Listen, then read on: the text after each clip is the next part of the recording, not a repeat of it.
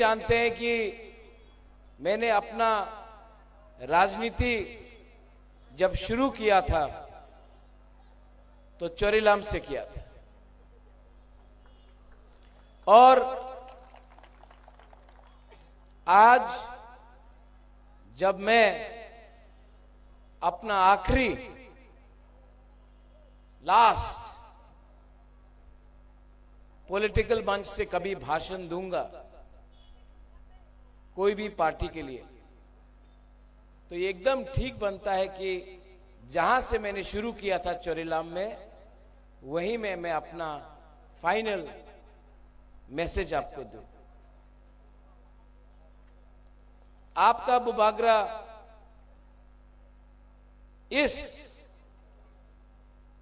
programme के बाद, इस मंच के बाद और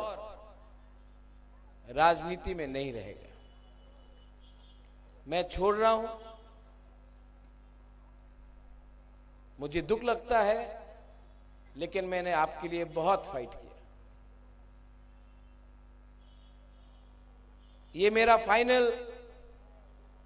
ये आखिरी बार आप मुझे यहां में एक ऐसे मंच से देखेंगे